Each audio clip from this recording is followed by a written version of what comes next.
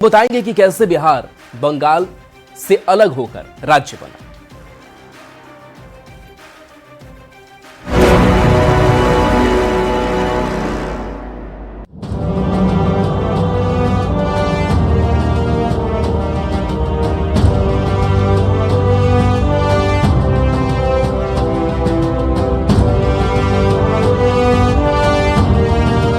हमारी कोई जात की भी पहचान या कोई धर्म की पहचान होगी, लेकिन मैंने देखा दिल्ली में उन पहचानों के अलावे एक बहुत बड़ी पहचान है बिहारी होने की पहचान।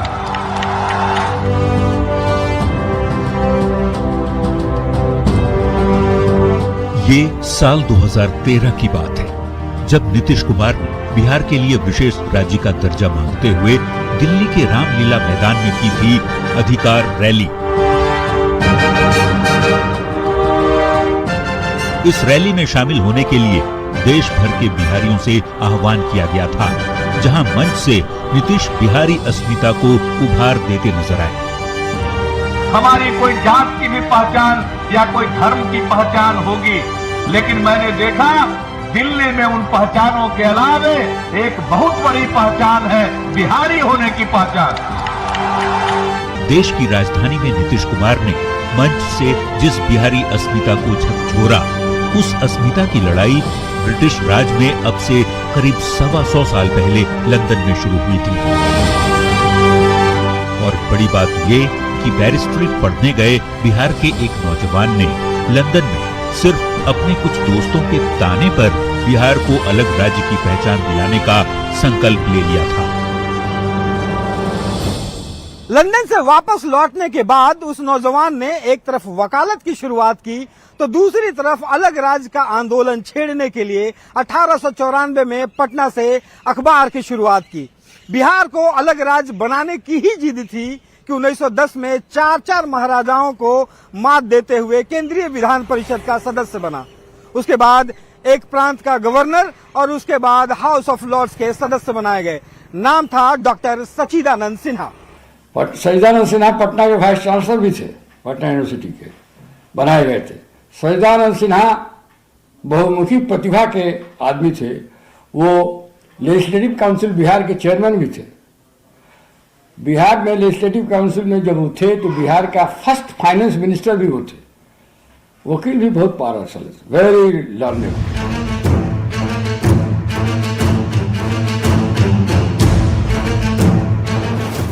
रौबदार मूछें और असरदार व्यक्तित्व वाले वही सच्चिदानंद सिन्हा जो आगे चलकर संविधान सभा के पहले और अंतरिम अध्यक्ष बनाए गए थे, मगर उनके जीवन की किताब में संविधान निर्माण से कई गुना ज्यादा महत्वपूर्ण है बिहार निर्माण की कहानी।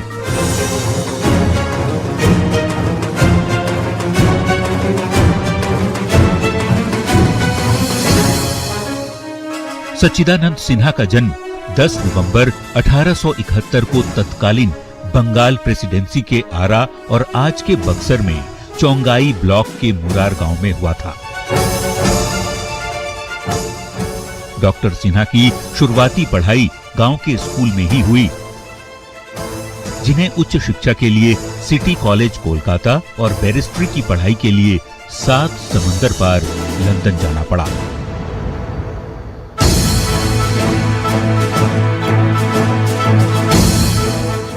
कहते हैं उसी दौरान 1893 में लंदन में एक ऐसा वाकया हुआ जिससे नौजवान सिन्हा का स्वाभिमानी मन तिलमिला उठा और उस तिलमिलाहट की तपिश को शांत करने के लिए उसी जगह पर सिन्हा ने ये संकल्प लिया कि बिहार भले ही आज भारत के नक्शे में नहीं दिखता, मगर जल्द ही दिखेगा। बिहार तो वह क्षेत्र रहा है जो पूरे अखंड भारत के साम्राज्य का जहां नेतृत्व किया जाता रहा हो। एक समय ऐसा था जब बिहार भारत की राजधानी थी, उस भारत की जिसकी सीमाएं अफगानिस्तान पार तक थीं, दक्षिण तक थीं और पूर्वोत्तर तक थीं। तो ऐसे विशाल भारत के जिस क्षेत्र ने नेतृत्व किया हो, उसको यदि किसी छोटे से भाग में बांटें जिसमें उसकी अस्मिता स्पष्ट रूप से परिलक्षित न हो, तो निश्चित ही उस समय की युवा पीढ़ी को अत्यंत पीड़ा पहुंचती होगी। उनके मन में इच्छा होती होगी कि बिहार का जो अपना इतिहास रहा है, अपनी विरासत रही है, उसके प्रतीक रूप में राज्य का विकास होना चाहिए। सम इमिनेंट बिहार कंटेम्प्रेरीज 1944 में प्रकाशित हुई अपनी इस किताब में डॉक्टर सच्चिदानंद सिन्हा ने बिहार निर्माण का पूरा वृत्तांत लिखा है। किताब की भूमिका लिखी थी जाने माने शिक्षाविद, प्रकांड विद्वान और लीजेंड बन चुके पद्म भूषण अमनाथ झा ने। उसी भूमिका में लिखा है, तब ब्रिटेन में एक गोष्ठी में कुछ भारतीयों ने उन्हें चुनौती दी कि भूगोल के पाठ्य पुस्तक में बिहार बताएं। वे कहते हैं, तब मुझे लगा हम बिना पहचान के लोग हैं। 1893 में बिहार लौटा एक बिहारी पुलिस ड्रेस में दिखा। ड्रेस पर दूसरे राज्य का बिल्ला था। यह देख दुख हुआ। तय किया कि बिहार की पहचान के लिए काम करना है। किताब में कई ऐसे तथ्य हैं जो बेहद हैरान करते हैं, तो कुछ तथ्यों से आज की तारीख में कुछ लोगों को परेशानी भी हो सकती है। मगर स्थापना दिवस पर बिहार संघर्ष के इस शास्त्र के हर पन्ने को पलटना भी जरूरी है, ताकि हर बिहारी ये जान सके कि बिहार से बिहार और बंगाल से अलग राज्य तक का सफर चुनौतियों के कितने पहाड़ों को पार कर पूरा हुआ।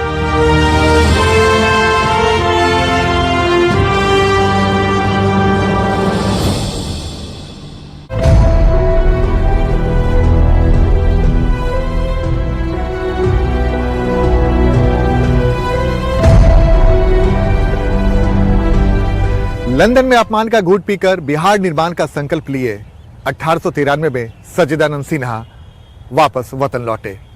लेकिन जब यहाँ पर उन्होंने बिहारी जवानों के वर्दी पर बंगाल पुलिस का बैज देखा तो उनका गुस्सा 7वें आसमान पर पहुंच गया।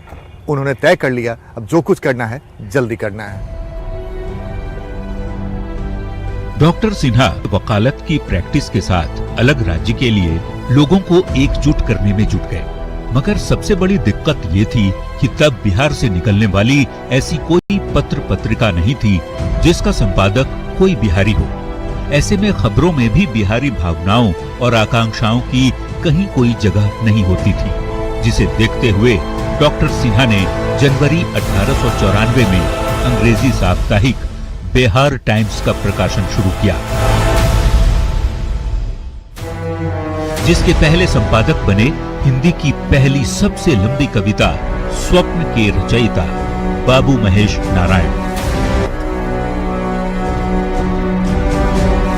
अलग बिहार की आवाज बुलंद करते हुए जब बिहार टाइम्स ने ये लिखा कि बंगाल के प्रशासनिक भार को कम करने के लिए बिहार को उड़ीसा के साथ या फिर उसके बिना ही अलग कर दिया जाए, तो बंगाली प्रभुत्व वाले अखबार बिहार हेराल्ड और अमृत बाजार पत्रिका में उसके विरोध में लेख छपने लगे।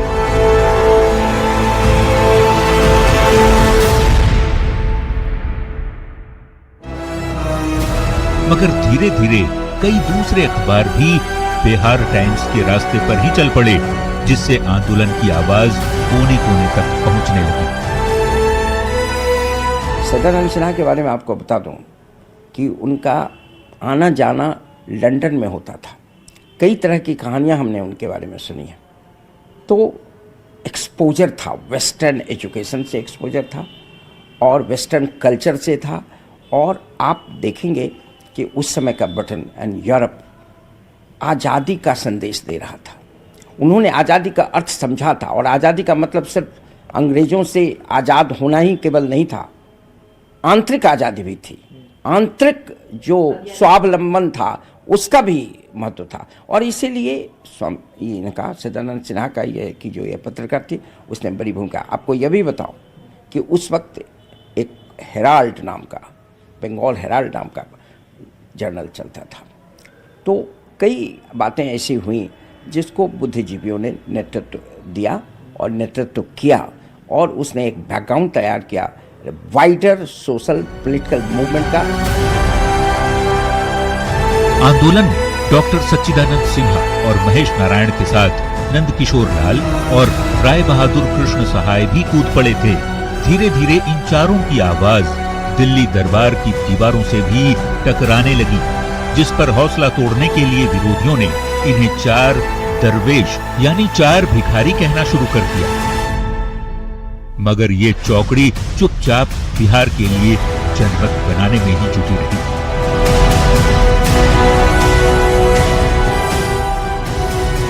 इधर 1899 तक बंगाल राष्ट्रवादियों और क्रांतिकारियों की सबसे बड़ी शरण स्थली बन चुका था, जिससे परेशान ब्रिटिश हुकूमत बंगाल के विभाजन पर विचार करने लगा। डॉक्टर सिन्हा और महेश नारायण को लगा कि यही मौका है बिहार को बंगाल से अलग करने का। उसी दरमियान एक रोज बंगाल के लेफ्टिनेंट गवर्नर एलेक्जेंडर मैकेंजी जब बिहार के दौरे पर गया आए तो डॉक्टर सच्चिदानंद सिन्हा और महेश नारायण ने उनसे मिलकर बिहार निर्माण का स्मार पत्र सौंपा।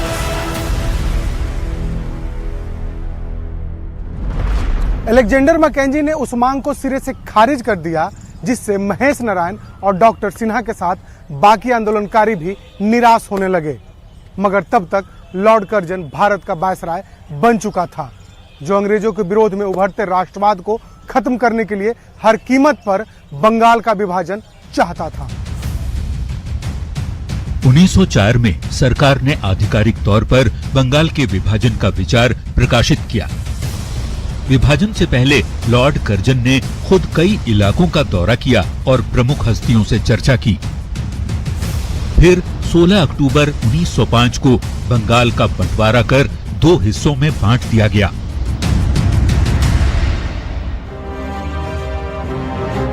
बंगाल के बंटवारे ने बिहार के आंदोलनकारियों में नई ऊर्जा भर दी। आंदोलन और तेज हो गया। डॉक्टर राजेंद्र प्रसाद जगह जगह जाकर छात्रों को आंदोलन से जोड़ने लगे। अंग्रेजों को अलग बिहार की अहमियत समझाने के लिए डॉक्टर सिन्हा और महेश नारायण ने 1906 में एक किताब लिखी, the partition of Bengal, the separation of Bihar. Pamphlet निकाला तो किताब ही छोटी थी, separation of Bengal and creation of Bihar. वो बहुत महत्वपूर्ण भूमिका उस किताब की रही। तो ये सब करते कराते उनको सहयोग के लिए फिर हसन इमाम, अली इमाम दो लोग थे महत्वपूर्ण उस समय पब्लिक फिगर, उनका सहयोग मिला। इसी साल एंड्रयू फ्रेजर विभाजित बंगाल के लेफ्टिनेंट गवर्नर बने, जो कोलकाता की जगह पटना में ही आकर रहने लगे। छज्जू बाग का सरकारी कंपाउंड गवर्नर हाउस बन गया, जो आज पटना हाईकोर्ट की चीफ जस्टिस का आवास है। फ्रेजर अपने काम से बिहार में लोकप्रिय होने लगे। फ्रेजर के पटना में ही रहने से लोगों को ये भी लगने लगा कि बिहार अगर ना भी बना तो पटना को बंगाल की दूसरी राजधानी का दर्जा तो मिल ही जाएगा। मगर डॉक्टर सिन्हा को अपनी उम्मीदें तब टूटती हुई दिखने लगी जब 1907 में बिहार टाइम्स का नाम बदलकर बिहारी टाइम्स करने के कुछ ही समय बाद संपादक महेश नारायण का निधन हो गया।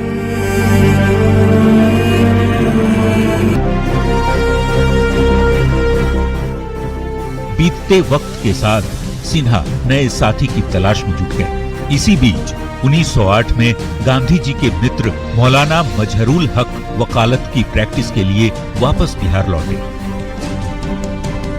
तब पटना बार एसोसिएशन के अली इमाम और हसन इमाम भी उभरते हुए नेतृत्व थे। डॉक्टर सिन्हा ने संपर्क कर सबको एक साथ लिया। कुलीन मुसलमानों का भी वर्चस्व बिहार में था, लेकिन बंगाली भद्रलोक के सामने उनकी स्थिति दोयम दर्जे की थी, तो वो भी एक लड़ाई लड़ रहे थे। उनका सोशल स्टेटस इंफीरियर था बंगालियों के सामने। आप देखेंगे एग्जीक्यूटिव में, जुडिशियरी में, हर जगह बंगाली छाए हुए थे। इवन एकेडमिक इंस्टीट्यूशंस में आप देख लीजिए, इंक्लूडिंग पटना यूनिवर्सिटी में, सब जगह वो छाए हुए थे। तो ये बिहार के अन्य लोगों की तुलना में ये कुलीन मुसलमान जरूर ऊंचे थे, लेकिन बंगाली कुलीनों के सामने, बंगाली भद्रलोक के सामने उनकी स्थिति सबऑर्डिनेट थी, दोयम थी। वो भी प्रोटेस्ट कर रहे थे। 1908 में अली इमाम की अध्यक्षता में बिहार का पहला प्रांतीय सम्मेलन का आयोजन हुआ। इस आयोजन में सर्वसम्मति से प्रस्ताव पारित किया गया कि बिहार को अलग राज्य बनाया जाए। इसी साल बिहार के कई बड़े जमींदारों ने भी बिहार को अलग राज्य बनाने की मांग तेज कर दी थी। ये तमाम चीजों को देखकर अंग्रेजों को लगने लगा कि अगर अब बंगाल से बिहार को अलग नहीं किया गया तो बिहार में क्रांतिकारी गतिविधियों और आंदोलन में तेजी आ सकती है। अंग्रेजी हुकूमत में कुछ बिहारियों की बड़ी कामयाबी ने भी बिहार को अलग राज्य बनाने का राह आसान कर दिया था। 1907 में कोलकाता हाईकोर्ट के पहले बिहारी जज बने थे सरफुद्दीन और फिर 1908 में अली इमाम भारत सरकार के स्टैंडिंग काउंसिल बन गए। 1909 में भारत परिषद अधिनियम लाया गया जिसे मार्ले मिंटो सुधार के नाम से जाना जाता है। इस अधिनियम के तहत पहली बार 1910 में चुनाव हुए जिसमें गवर्नर जनरल की कार्यकारी परिषद में भी पहली बार भारतीयों को प्रतिनिधित्व मिला।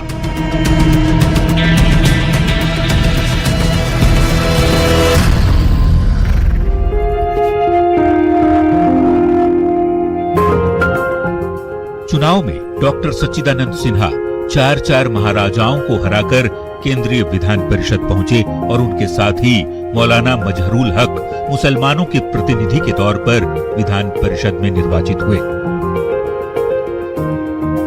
सच्चिदानंद सिन्हा, चाहे राजेंद्र प्रसाद, चाहे ऐसे ही जो विद्वान वकील, स्वतंत्रता की लड़ाई तो वकीलों की लड़ाई थी। ज्यादातर नेशनल लीडर, चाहे वो गांधी जी हो, चाहे नेहरू जी हो, चाहे भाई पटेल साहब हो, सब तो लॉयर थे। इन लोगों ने इंटेलेक्चुअल के लिए, जो ऐसे इंटेलेक्चुअल जो चुनाव लड़ के नहीं जा सकते हैं, तो राज्यसभा में 12 और विधानसभा में, विधान परिषद में भी 12 पदों का सृजन इसलिए इन लोगों ने कराया था कि जो इंटेलेक्चुअल जो चुनाव नहीं लड़ सकते हैं, समाजसेवी हैं, जैसे बहुत बड़ा जो वकील है, बहुत बड़ा डॉक्टर है, बहुत बड़ा समाजसेवी है, इन लोगों को नॉमिनेट किया जा सके।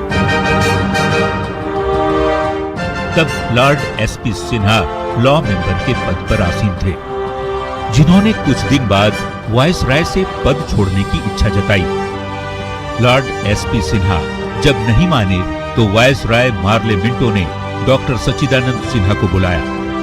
डॉक्टर सिन्हा ने लॉर्ड मिंटो को अली इमाम को नया लॉ मेंबर बनाने की सलाह दी, मगर अली इमाम भी इसके लिए तैयार नहीं थे, क्योंकि तब सरकार की स्टैंडिंग काउंसिल की आमदनी लॉ मेंबर से ज्यादा होती थी।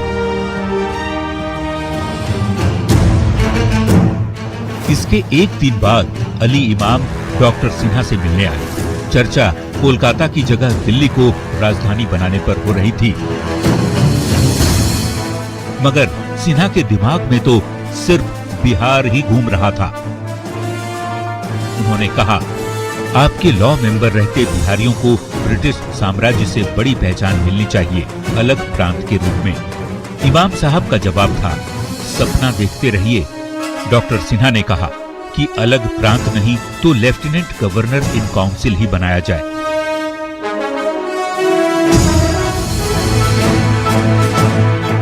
प्रस्ताव पर गवर्नर जनरल और उनके एग्जीक्यूटिव काउंसिल में कई बार चर्चा हुई, जिसके बाद 12 दिसंबर 1911 को ब्रिटेन के सम्राट जॉर्ज पंचम ने जिस दिल्ली दरबार में 80,000 लोगों के सामने कोलकाता की जगह दिल्ली को भारत की राजधानी बनाने का ऐलान किया, उसी दिल्ली दरबार से संयुक्त प्रांत के तौर पर बिहार और उड़ीसा गठन के लिए लेफ्टिनेंट गवर्नर इन काउंसिल की घोषणा भी कर दी गई, जिसके 3 महीने बाद यानी 22 मार्च 1912 को बंगाल प्रेसिडेंसी से अलग कर बिहार को अलग राज्य का दर्जा हासिल हुआ।